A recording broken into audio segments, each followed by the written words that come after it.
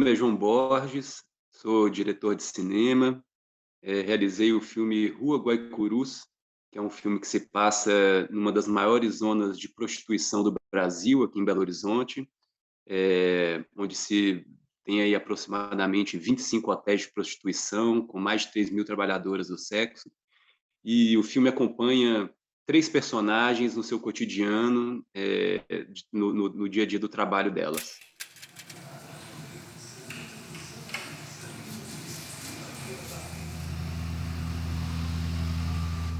Que dia que você vai vir aqui pra você tomar uns tapas na cara, hein? Eu vou morder seu pau todinho, do jeito que você gosta, seu safado. Uma coisa que eu achei muito bacana no teu filme, e com toda certeza eu acho que você teve esse cuidado, queria até que você falasse um pouco sobre isso, é que praticamente toda a equipe do filme ela é feminina, né? Você teve muitas mulheres ali trabalhando com você. E num primeiro momento, quando a gente lê a sinopse, né? Pô, é um filme sobre prostituição, que vai mostrar um ponto de prostituição feito por um homem, né? A gente fica até preocupado. E assim, eu fui muito surpreendido positivamente pelo teu filme, pela sua sensibilidade ali na história. Eu queria que você falasse um pouco sobre isso, né? Porque eu acho importante hoje, nesse Brasil, em que a figura masculina geralmente é a figura, né, do anestesista que estupra, né, do homem que mata o outro, né, a figura masculina está sempre associada a violências, e eu acho que você teve uma sensibilidade muito grande na tua história em se colocar ali dentro daquele cenário. Eu queria que você falasse um pouquinho desse processo. Piero, de fato, uma questão muito importante que você está tratando. Quando o filme, eu estava no processo de pesquisa do filme, aí por volta de 2016, 2017, essa questão, principalmente do lugar de fala, ela veio assim com uma força muito grande assim para o debate, né?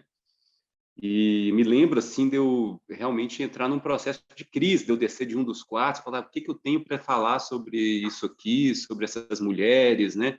E foi ótimo, na verdade, esse processo, porque me responsabilizou de uma forma muito grande e inclusive, cheguei a conversar com elas sobre isso, o que para elas é menos impactante do que para a gente, assim, porque na verdade elas trabalham o dia inteiro com homens, né? Inclusive as mulheres não podem entrar dentro dos hotéis de prostituição. Elas são proibidas, a não ser que elas trabalhem lá dentro ou que vão levar salgadinho, fazer trança, trabalhem de várias formas lá dentro, né? Então, foi uma questão, sim, eu fui bem cuidadoso, assim, no sentido de superar esse olhar preconceituoso, né, estereotipado sobre a prostituição, e que também é verdadeiro, né? Tem ali essa primeira camada, que são as atividades prostitutivas, né? Então, realmente é uma primeira camada. E durante o meu processo de pesquisa e aprofundamento do meu olhar, eu fui percebendo camadas outras que estão para além da atividade prostitutiva, né? Que seriam camadas mais afetivas, do cotidiano, né? Dos desafios do trabalho que essas mulheres estão ali fazendo, né? Com seus desafios, com suas dificuldades, que são tantas, né? Então, realmente, eu acho que nós estamos num momento assim. Eu depois exibindo o filme para alguns amigos, todo mundo, os homens, no final se achavam meio bobos, assim, para putz, que nós somos muito bobos, né, cara? Porque tem algumas cenas do filme que realmente fica escancarado essa questão aí, né, dessa masculinidade mais tóxica, digamos assim, né? Oi! Tudo bom?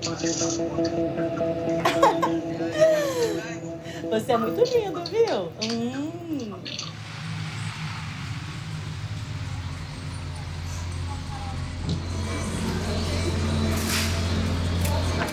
O teu projeto, ele no primeiro momento começou a partir de uma residência artística que você fez ali na região, né? Não só na rua, mas ali no interior, ali daqueles prédios todos, né? E em que momento você chegou à conclusão que seria necessário ter um lado ficcional no filme? Porque quando a gente assiste, né, a impressão que dá é que o filme é 100% documental. E depois, lendo, pesquisando sobre o teu trabalho, eu descobri que há ali um ou outro elemento. Eu não queria dar spoiler para quem não viu o filme ainda. Há um ou outro elemento ali ficcional. Então, eu queria que você também falasse um pouco sobre isso, porque, em tese, é algo super complexo, né? Super difícil, né?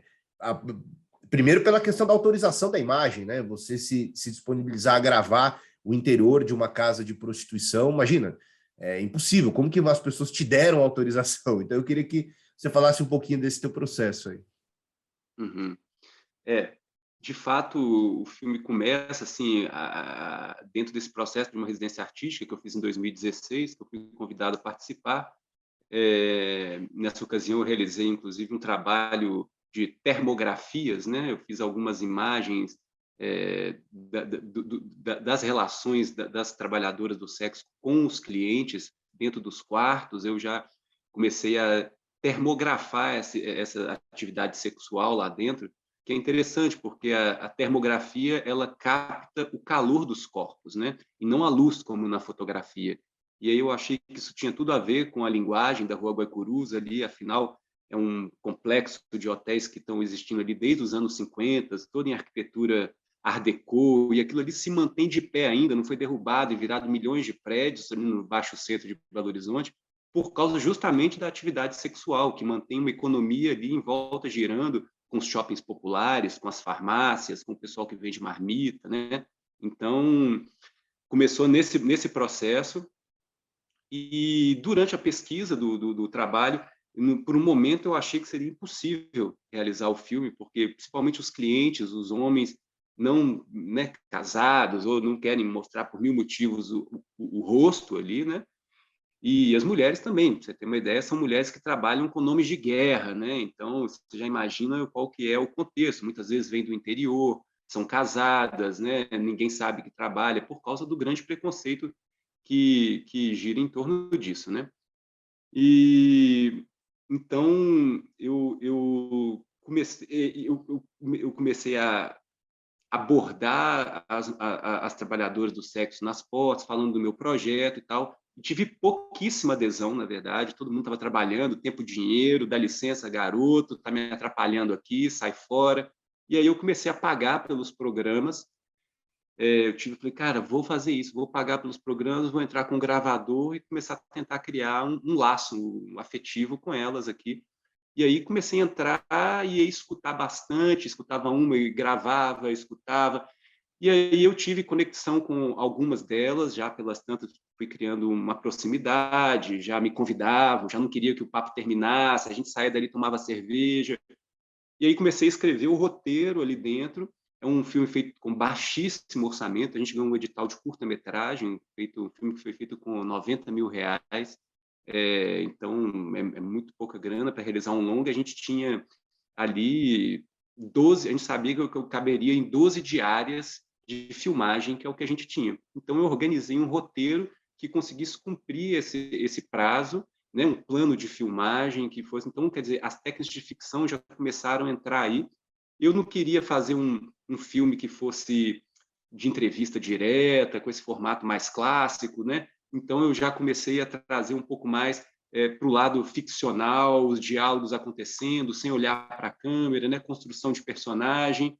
E aí, a questão dos clientes, que eram mais difíceis de autorizar a imagem, alguns deles eu convidei atores para trabalhar, outros são reais mesmo. E das personagens, uma é uma atriz e duas outras são trabalhadoras do sexo mesmo, conheci lá dentro, a gente fez uma preparação de ator antes, né, durante o processo, eu fiz uma preparação com elas ali dentro dos quartos mesmo, com a câmera, filmagem, escrita de roteiro, juntamente com elas, né?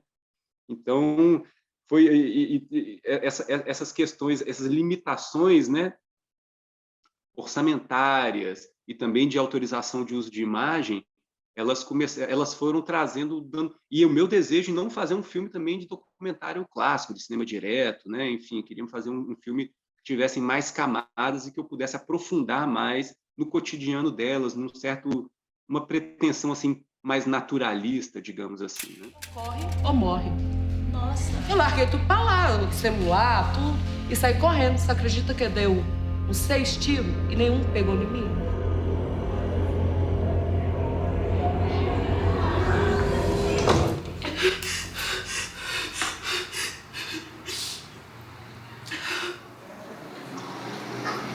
Bom dia, minha avó.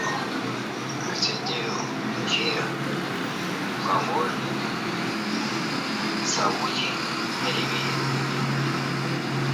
Você é uma luz que brilha no meu caminho. E todas aquelas histórias, né, os dramas, as narrativas delas ali, você tirou de experiências reais que elas passaram, né? Ou você chegou a criar, inventar, fabular algo ali em cima daquilo? Não, não. Todas elas foram assim, a partir das experiências delas.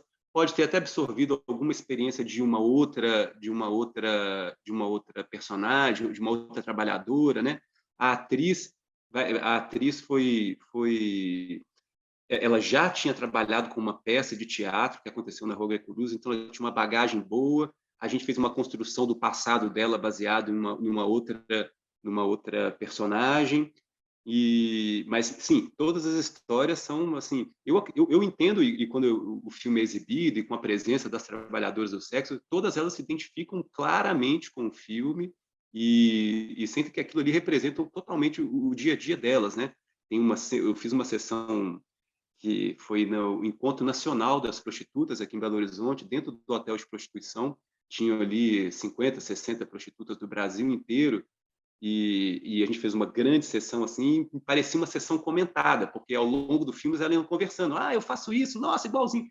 Foi um barato, assim, né? Tem uma cena que a personagem do filme, a Monique, ela coloca o dinheiro dentro da camisinha, né? E depois ela coloca dentro da vagina para guardar o dinheiro, para não ser assaltada. Isso é uma prática muito comum entre elas, para guardar o dinheiro, de certa forma, a falar que ninguém vai mexer, né? Quando essa cena aparece, todas elas comentam: nossa, eu faço isso sempre, é o jeito que tem, enfim. É um filme que dialoga muito com o cotidiano real delas, né? Não, e eu assisti ao teu filme dias depois de eu ter voltado de uma viagem de férias na Europa, e eu estive em Amsterdã e conheci ali rapidamente o Red Light District, né, que é famoso, entre outras coisas, por você ter ali espaços em que as profissionais do sexo inclusive trabalham com registro, né? Trabalham com seguro social, trabalham com garantias trabalhistas semelhantes até às que a gente tem ao Brasil. Se elas quiserem, elas podem, inclusive, até se aposentar como trabalhadoras do sexo. Então, todo um aparato de segurança que a gente não tem aqui, né? Aqui a prostituição ainda é vista como algo sob um prisma moralista, né? E você sentia muitas vezes isso delas, assim, se houvesse isso no Brasil, essa proteção trabalhista, isso, de certa maneira, traria mais qualidade até ao trabalho delas, porque muitas relatam ali a questão do medo, a questão da violência, né, a questão da insegurança, né? Eu não quero dar detalhes para não dar spoiler do filme, mas você sentiu que se tivesse isso no Brasil, né, seria mais seguro para elas? Pois é, não, mais seguro com certeza seria, né? Assim, eu acho que, inclusive, existem várias ONGs, associações dali, tem a Prosmig, que luta muito pelo direito delas, né? Tem as ONGs ali da região que dão assistência psicológica, de saúde em geral, né? Para elas, às vezes para os filhos, né? E muitas delas a luta é realmente pela conquista dos direitos delas, né? Agora, eu acho que isso ainda é uma coisa que está se formando. Realmente, eu não sei se eu sou a pessoa assim. Eu falo da minha experiência, da minha vivência que eu observei, e eu escutei também algumas delas dizendo assim: poxa, mas ao mesmo tempo, quem vai querer botar na carteira que é puta, né? Assim, tem essa grande superação que não é só do reconhecimento da lei, mas também das questões sociais, o preconceito, né? Que colocam bastante à margem E essa marginalização também traz uma fragilidade, coloca elas numa zona de fragilidade muito grande.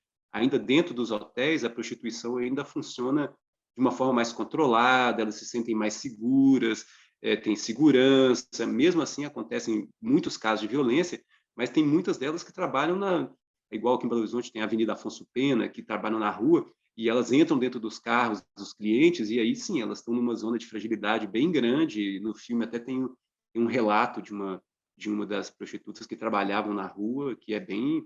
Você vê o tanto que é tenso, né, a situação.